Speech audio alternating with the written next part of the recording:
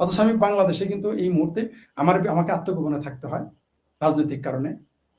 তারপর চিন্তার অর্থাৎ মুক্ত চিন্তা চর্চা করার জন্য আমাকে আত্মগোপনে থাকতে হয়। আপনি কল্পনা করতে পারেন আমি শুধু কথা বলবো, এর জন্য আত্মগোপনে থাকতে হয়। প্রকাশ্যে এসে টুকরো টুকরো করে ফেলবে। কেন? কারণ আমার রাজনৈতিক শক্তি নাই। তো বয়স সচ্ছল, আমি যে এত দুর্বল এখন, অর্থাৎ আমাকে এখন আপনি আমাকে একটা 10 বছরের শিশু যদি আমার সামনে দাঁড়ায় আমি কিছু বলতে পারি, ক্ষমতা আমার নেই, এটা সত্য এই মুহূর্তের জন্য। কিন্তু গয়েশ্বরচন্দ্র রায় বাংলাদেশ এখন হিন্দুদের মধ্যে সবচেয়ে শক্তিমান ব্যক্তি। আপনি তাকে বলেন তো আমাকে একটা গালি দিতে, আমি কিন্তু আত্মগোপন, আমার কিছু করার ক্ষমতা নেই তাকে। তিনি আমাকে গালি দিলে ঢাকা শহরে চলতে পারবেন না। আর আমার জামালপুর জেলায় গেলে তাকে টেনে ছিঁড়ে ফেলবে। কেন? কি কারণে জানেন? কারণ তখন গয়েশ্বরচন্দ্র রায়কে বলা হবে তুমি হিন্দু, আর আমি যদিও নন প্র্যাকটিসিং মুসলিম, আমি ধর্ম পালন করি না, আবার বলতেছি। আমাকে গালি দেওয়ার পরেও গয়েশ্বরচন্দ্র জামালপুরে যেতে পারবে না। প্রশ্নই আসেন, আপনি বলেন। এটা আমি এমন না যে আপনার এখানে আমি এর আগে লাইভে বলেছি, পারবে না। এটাই হচ্ছে রাজনৈতিক শক্তি। অর্থাৎ বাংলাদেশে একটা রিক্সাওয়ালাকে যদি গয়েশ্বরচন্দ্র রায় গালি দিতে পারে, কোনো পারে না। কেন? কারণ গয়েশ্বরচন্দ্র রায় একটা মুসলিমকে, রিক্সাওয়ালাকে যদি গালি দেয়, পরের দিন তার নেতৃত্ব চলে যাবে, রাস্তাঘাটে তাকে ঢেলাবে, অস্তিত্ব বিলীন হয়ে যায়। যিনি ভারতকে সারাদিন গালি দেন না, তারা কন্যা সহ, তার কন্যা, তার পুত্রবধূ মিলে, তার আত্মীয় স্বজন ভাই বোন মিলে ভারতকে গালি দেয়। সেই গয়েশ্বরচন্দ্রকে কিন্তু সেই ডক্টর শ্যামা প্রসাদ মুখোপাধ্যায়ের পশ্চিমবঙ্গে গিয়ে পালাতে হবে। যেমন যারা এখন সমালোচনা করে, তাদের পীর, তাদের ওস্তাদ, তাদের রাজনৈতিক ওস্তাদ সবাই কিন্তু বাংলাদেশ থেকে পালিয়ে গিয়েছিল। কেন গিয়েছিল? কারণ রাজনৈতিক শক্তি তার ছিল না। আপনি যতক্ষণ আপনি সংখ্যায় কম হন, যেমন বাংলাদেশে খ্রিস্টান রয়েছে, আপনি তাদেরকে আপনি যা ইচ্ছা তাই করতে পারবেন না, বলতে পারবেন না, কারণ তার রাজনৈতিকভাবে শক্তিশালী। কিন্তু সনাতনীরা 1.5 কোটি হয়ে তারা শক্তিশালী না, কারণ তার রাজনৈতিকভাবে তারা একেবারেই দুর্বল। আমি আবার বলছি, এখানে সাম্প্রদায়িক বিষয়টা নিয়ে আমি আসিনি, আমি এখানে উদাহরণ দেওয়ার জন্য বললাম। যেমন এখন এই মুহূর্তে পশ্চিমবঙ্গের আপনারা যারা বাস করেন, আপনারা বলুন তো, অনেকে আমাকে পশ্চিমবঙ্গ থেকে বলেছে যে তারা 4 মের পরে দীর্ঘ শ্বাস নিতে পারছে। এমনকি কিছু মুসলমান আমাকে এই কথা বলেছে, যারা শাসক দলের বিরুদ্ধে ছিল, বলছে তারা নিঃশ্বাস নিতে পারতেছে এখন। অর্থাৎ রাজনৈতিক শক্তি আপনাকে নিঃশ্বাস নেওয়ার শক্তি যোগায়, আপনাকে অক্সিজেন দেয়। আপনি রাজনৈতিক শক্তি না থাকলে আপনি বৃক্ষরোপণও করতে পারবেন না, যেমন আমি পারি না। আমি সারা বাংলাদেশে বৃক্ষরোপণ করতে গিয়ে বাধাগ্রস্ত হচ্ছি, কারণ আমি বর্তমান সরকারের পক্ষে নই। আপনি নিঃশ্বাস নিতে পারবেন না, আপনি বৃক্ষ ভালো কাজও করতে পারবেন না। মন্দ কাজ তো বহুত দূরের কথা, আপনি ভালো কাজ করতে পারবেন না। আপনাদের পশ্চিমবঙ্গে কি স্বয়ং আসানসোলে কি মন্দির বন্ধ ছিল না এতদিন? আমি বলছি না যে এটা সাম্প্রদায়িক কালার দিবেন না, দয়া করে, আমি একটা উদাহরণ দেওয়ার জন্য বললাম। আপনাদের এখানে কি মন্দির বন্ধ ছিল না 15 বছর? কল্পনা করা যায়, যেখানে হিন্দু বাস করে, সনাতন, ভারত সরকার, এই কেন্দ্রীয় সরকার বিজেপি, পশ্চিমবঙ্গে এখনো হিন্দুর সংখ্যা বেশি, সেখানে একটা মন্দির বন্ধ থাকে 15 বছর। ভাবা যায় কেন পারেনি? কারণ আপনার রাজনৈতিক শক্তি ছিল না। আপনি যতক্ষণ রাজনৈতিক শক্তি অর্জন না করেন, সংখ্যায় কম হন, সম্পদ হলেও আপনাকে রক্ষা করতে পারবেন। আবারও বলছি, সম্পদ কিন্তু ভারতবর্ষে কম ছিল না। সুলতান মাহমুদ 17 বার আপনাদের আক্রমণ করেছে, মানে তখন তো আমাদেরও, কারণ তখন আমার বাপদাদারও তো তখন তাই ছিল ভারতবর্ষে। এই তো 47-এর আগেও তো আমার দাদা ভারতীয় নয় কি? কারণ পাকিস্তান শব্দটি তো আসছে 1940 দশকের শব্দটি, সুতরাং পাকিস্তান তো কোনো জাতি ছিল না। আমি পাকিস্তানিদের হেয় করার জন্য বলতেছি না, ঐতিহাসিক সত্যটা বলতেছি। আমি যা বলি, আমি কাউকে হেয় করার জন্য, উপরে তোলার জন্যই বলি না। আমি ইতিহাসগুলোর সামনে আমি রিয়ালিটি মানে সত্যটা তুলে ধরার চেষ্টা করি। পাকিস্তান শব্দটাই আসছে 40 দশকে, তাহলে সেটা তো জাতি নয়। যেটা বলতেছিলাম, অর্থনৈতিকভাবে আপনি যত শক্তিশালী হন, আপনি যদি রাজনৈতিক শক্তি অর্জন না করেন, কিছুই করতে পারবেন না। সুযোগই নাই আপনার, কোনো অবস্থাতেই আপনি পারবেন না। আপনি বেলুচিস্তানের দিকে তাকান, প্রাকৃতিক সম্পদে ভরপুর, তাদের কোনো রাজনৈতিক অধিকার নেই, তারা 4র্থ শ্রেণীর জীবনযাপন করতেছে। আপনাকে রাজনৈতিক অধিকার অর্জন করতে হবে, যেটা আপনারা পেয়েছেন, যেটা আমার আলোচনার শেষ অংশ। তার আদর্শ কি ছিল, এটা এক বাক্যে শেষ করে দেই। আমি দুঃখিত, অনেক আলোচনা করলাম, আপনাদের হয়তো আরো অনেকের বিরক্তির পর্যায়ে চলে যাচ্ছে বিষয়টা, আমি জানি না।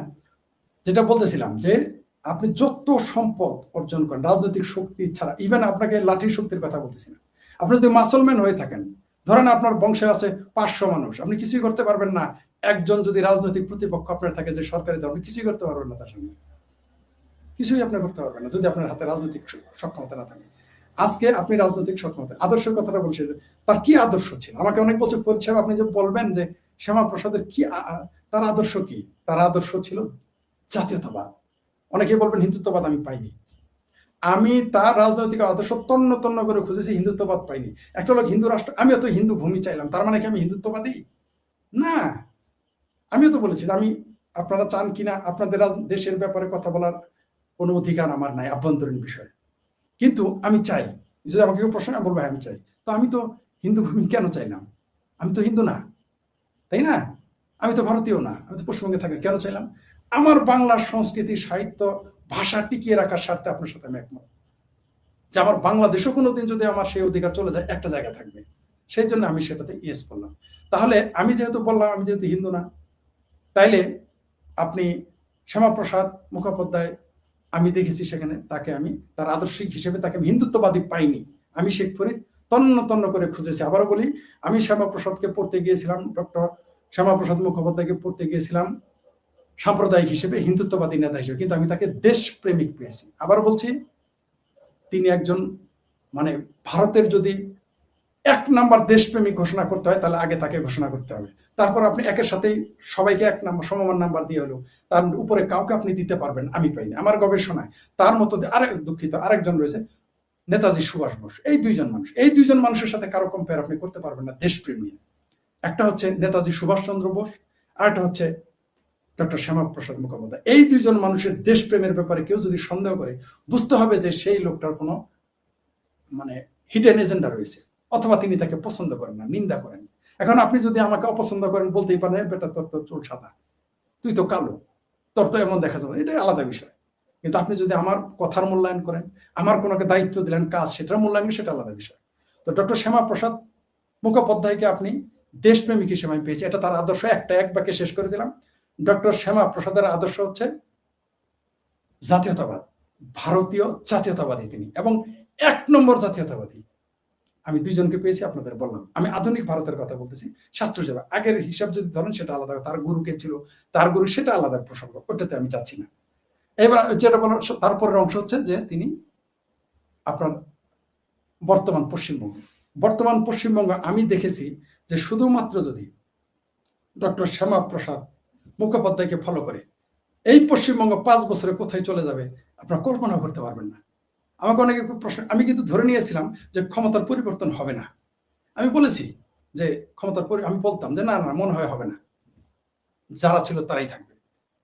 বলছে যদি হয়, তখন আমি বলেছিলাম যদি হয় তাহলে পশ্চিমবঙ্গ ৫ বছরে অনেক দিকে চলে যাবে। কেউ কেউ বলেছে যে রাজ্য বর্তমান যে মুখ্যমন্ত্রী রয়েছেন বা তার সরকার, এটা ৫ বছর ১০ বছর ১৫ বছর। আমি বলছি ১০ বছর ১৫ বছরের দরকার নেই। ডক্টর শ্যামাপ্রসাদকে ফলো করে, তাকে আদর্শ মেনে, তার রাষ্ট্রভক্তি, তার জাতীয়তাবাদকে ফলো করে যদি পশ্চিমবঙ্গ এগিয়ে যায়, ৫ বছরে পশ্চিমবঙ্গ অর্থনৈতিকভাবে, সামাজিকভাবে, রাজনৈতিকভাবে এত উঁচু স্তরে পৌঁছে যাবে যা যে পশ্চিমবঙ্গকে কেউ কল্পনাই করতে পারবে না। মাত্র ৫ বছর সময় দরকার। সেই জন্য বলেছি যে বর্তমান পশ্চিমবঙ্গকে অবশ্যই ডক্টর শ্যামাপ্রসাদ মুখোপাধ্যায়ের আদর্শে আপনাকে পরিচালিত হতে হবে, সেটা আপনি যে দলই করেন। আমি বলছি না যে একটা দলের কথা, আপনি তার দেশভক্তিকে ফলো করুন। আপনি তার অর্থনৈতিক উন্নয়ন দেখেন, তিনি যখন মন্ত্রী ছিলেন, আপনি দেখেন রেল, আপনি এই যে আজকে রেল নিয়ে, এটা কেউ বলে না যে রেলের ব্যাপারে তার যে অবদান, কেউ কথা বলে না। এখানে শুধু রেলমন্ত্রী লালু প্রসাদ যাদব, আবার এই যে আপনাদের এক রেলমন্ত্রী আমাদের এখানে এখন রাষ্ট্রদূত হয়ে এসেছে দীনেশ ত্রিবেদী, আবার মমতা ব্যানার্জির কথা, রেলমন্ত্রী এটাই চিনি। কিন্তু রেলের যে ইঞ্জিনের ব্যাপারে তার যে রেল যে শিল্প হিসেবে আজকে প্রতিষ্ঠিত, এটার অনেক যথেষ্ট অবদান রয়েছে শ্যামাপ্রসাদ মুখোপাধ্যায়। তো তাকে আপনি আদর্শ হিসেবে নেন। জাতীয়তাবাদ একটা, আপনি যদি জাতীয়তাবাদী, আপনি যদি দেশকে ভালোবাসেন, তাহলে আপনাকে শ্যামাপ্রসাদ মুখোপাধ্যায়ের মতো জাতীয়তাবাদী হতে হবে। আপনি যে দলই করেন, আপনি যে কোনো দল করেন, এটা আপনার ব্যাপার, যে কোনো রাজনৈতিক দল। কিন্তু আপনাকে জাতীয়তাবাদী হতে গেলে শ্যামাপ্রসাদ মুখোপাধ্যায়ের মতো হবে, দেশের জন্য জীবন উৎসর্গ করতে হবে। আমি শেষ করে দিব আর ২-১ মিনিটের মধ্যেই। তা হচ্ছে যে ডক্টর শ্যামাপ্রসাদ, অনেকেই বলে তিনি মরে গেছেন, তাকে মেরে ফেলা হয়েছে। আমার মনে হয়েছে তিনি সেখানে আত্মত্যাগ, জেনে বুঝে শুনে আত্মত্যাগটা করেছেন। তিনি কিন্তু অসুস্থ মানুষ ছিলেন না, তিনি ওইখানে না গেলেও হতো, তিনি অন্যভাবে প্রতিবাদ করতে পারতেন। তবে তৎকালীন সরকার, আমি দুঃখিত এই সমালোচনা করার জন্য, তৎকালীন সরকার চাইলে তিনি বেঁচে থাকতে পারতেন, এটা সত্য। প্রথমত, তাকে যদি শুধু কাশ্মীরে গ্রেপ্তার না করে অন্য রাজ্যে গ্রেপ্তার করা হতো, তাহলে তিনি বেঁচে যেতেন। অথবা কাশ্মীরে যখন গ্রেপ্তার হওয়ার পর যদি তাকে সঠিক চিকিৎসা দেওয়া হতো, তিনি বেঁচে থাকতেন। তাই অনেকেই যে সন্দেহ করে তার মৃত্যুটা রহস্যজনক। আরেকটা বিষয় যুক্ত করতে চাই, গবেষণা করতে আমার কাছে ভিন্ন দেশের সাথে জড়িত আমার কাছে মনে হয়েছে ডক্টর শ্যামাপ্রসাদ। এখন বলবেন এটা কিভাবে সম্ভব? আমি দুঃখিত, আরো 2 মিনিট বেশি সময় নিচ্ছি, বিষয়টা মনে পড়ে। আপনারা তো জানেন আমি স্ক্রিপ্ট নিয়ে বলতে পারি না। তো ওই একটা বিষয় মনে পড়েছে। কেন বললাম বিদেশিদের? আমি হয়তো দেশটার নাম নিব না, আপনারা বুঝে নেবেন। 1950 সালে বা 51 সালে তখন বাংলাদেশ পূর্ব পাকিস্তান সেখানে আক্রমণ করার একটা পুরো পরিকল্পনা হয়ে গেছে, এবং এটা 71-এ নয়, ওই 51 সালে আক্রমণ করার কথা ছিল, ঢাকা মেসাকার হিন্দু গণহত্যার পর। সেটা রুখে দিয়েছিল কে জানেন? ইংল্যান্ড থেকে এসে একজন নারী। সেই নারীটার নাম আপনারা জানেন, ভারতের একজন বিখ্যাত প্রধানমন্ত্রীর খুবই কাছের, আমি নাম সঙ্গত কারণে নিচ্ছি না। তিনি এসে সেই যুদ্ধটা থামান। সেই সময় শ্যামাপ্রসাদ, সর্দার বল্লভভাই পাটেল, আর ওই যে ফরওয়ার্ড ব্লকের নেতা যার নামটা আমি মনে করতে পারতেছি না, প্রখ্যাত ব্যক্তি এই মুহূর্তে মনে করতে পারছি, এই 3 জন ব্যক্তির সাথে জওহরলাল নেহেরু, আপনি জানেন যে পাকিস্তানের প্রতি তার আলাদা প্রেম ছিল, তিনি কখনোই পাকিস্তানের সাথে সংঘর্ষে যেতে চাননি আমৃত্যু। কিন্তু ওই দিন তিনি চেয়েছিলেন এই যে শ্যামাপ্রসাদ মুখোপাধ্যায়, সেই ফরওয়ার্ড ব্লকের নেতা, আর সর্দার বল্লভভাই পাটেলের কারণে তিনি পরিকল্পনা করেছেন পূর্ব পাকিস্তানে আক্রমণ করবেন হিন্দুদের নিরাপত্তার স্বার্থে। কিন্তু তিনি ভয় পেয়ে গিয়েছিলেন। তাকে যখন বলা হয়েছিল ভারতকে করবে, বয়কট করবে, একটি দেশ, তৎকালীন সময়ের একটি পরাশক্তি তাকে বয়কট করবে যদি তিনি পাকিস্তানে হামলা করেন, তিনি ভয়ে, আর যেহেতু তার ক্ষমতা চলে যাবে, বয়কট করলে অর্থনৈতিক, কারণ ভারত 51 সালে এত ধনী রাষ্ট্র ছিল না, তো তিনি সেই ঝুঁকিটি নেননি। এটা আপনাদের এই জন্য একটা খোরাক দিয়ে গেলাম ইতিহাসে, যারা গবেষণা করেন দয়া করে, এটা আপনারাই লিখতে পারবেন, যারা ভারতের গবেষক তারা দয়া করে এগুলো লিখবেন, কারণ আপনাদের কাছে তার উৎসটা বেশি। আমি যেখানে আছি সেখান থেকে তার সম্পর্কে বেশি উৎস কোথায় আছে আমি জানি, কিন্তু আমি সব সংগ্রহ করতে পারি না, এবং খুবই গুরুত্বপূর্ণ তথ্য সংগ্রহ করতে অনেক সময় ব্যয় করতে হয়, অর্থ ব্যয় করতে হয়, এবং পাশাপাশি অনেক যোগাযোগ রাখতে হয়। তো আমার সেগুলো 3টার একটাও নেই, বা ইচ্ছা থাকলেও আমি পারবো না, এগুলো থাকলেও আমি পারতেছি না। আপনারা দয়া করে গবেষণা করুন। ছাত্রদের বলবো, যারা ছাত্র সমাজে রয়েছেন তাদের বলবো, আপনারা দেশ, এই 5টা বছর আপনার রাজনৈতিক শক্তি এখন আপনারা পেয়েছেন। আজকের যে পশ্চিমবঙ্গ, আপনারা যে রাজনৈতিক শক্তি অর্জন করতে পেরেছেন, বা রাজনৈতিক যে ক্ষমতায়ন আপনাদের ঘটেছে, অন্তত 5 বছরের জন্য বোঝা যাচ্ছে, অন্তত 5 বছর আপনারা থাকবেন। এই 5 বছরে আপনি ডক্টর মুখোপাধ্যায়ের, শ্যামাপ্রসাদ মুখোপাধ্যায়ের আদর্শকে ধারণ করে শুধু পশ্চিমবঙ্গ নয়, পুরো ভারতকে এগিয়ে নিয়ে যেতে পারবেন। আবারও বলছি, পশ্চিমবঙ্গে যদি সত্যিই টিকে থাকে, আশা করি টিকে থাকবে, টিকে থাকা উচিত, তাহলে আমাদের বাংলা ভাষা, আমি কেন এই আলোচনায় অংশ নিয়েছি, আমি খুবই আবারও কৃতজ্ঞতা জানাচ্ছি আপনাদের সকলের প্রতি, বিশেষ করে আমার নন্দ কলেজের প্রিন্সিপালের প্রতি আমি কৃতজ্ঞ, আমাকে সুযোগ করে দেওয়ার জন্য, কারণ তা না হলে এই কথাগুলো আমি বলতে পারতাম না। পশ্চিমবঙ্গ যদি টিকে না থাকে, আমার বাংলাদেশের ভাষা সংস্কৃতি হুমকির মুখে পড়বে। সেই জন্য আমার এত কথা বলা, আমি আমার স্বার্থে কথা বলছি, আপনি আপনার স্বার্থ রক্ষা করবেন। এই মুহূর্তে পশ্চিমবঙ্গ যেভাবে রাজনৈতিক শক্তি আপনারা অর্জন করেছেন, সেই রাজনৈতিক শক্তিকে সঠিক ব্যবহার করে ডক্টর শ্যামাপ্রসাদ মুখোপাধ্যায়কে ধ্রুবতারা মনে করে, আপনি মনে করেন আপনারা একটা জাহাজ নিয়ে যাচ্ছেন, সেই জাহাজ, পশ্চিমবঙ্গটা এই মুহূর্তে একটা পানির সাগরের ভিতরে একটি জাহাজ চলমান, ধ্রুবতারাটা হচ্ছে ডক্টর শ্যামাপ্রসাদ মুখোপাধ্যায়। তাহলে আপনি, আমার মনে হয় আপনারা গন্তব্য বুঝতে পারবেন। সেই গন্তব্য হতে পারে অর্থনৈতিক, সেই গন্তব্য হতে পারে সাংস্কৃতিক, সেই গন্তব্য হতে পারে রাজনৈতিক, সেই গণতান্ত্রিক, যে সেই গন্তব্য যেটাই হোক না কেন, সব ভালো আপনি ধ্রুবতারাকে দেখে আপনি এগিয়ে যেতে পারবেন বলে মনে করি।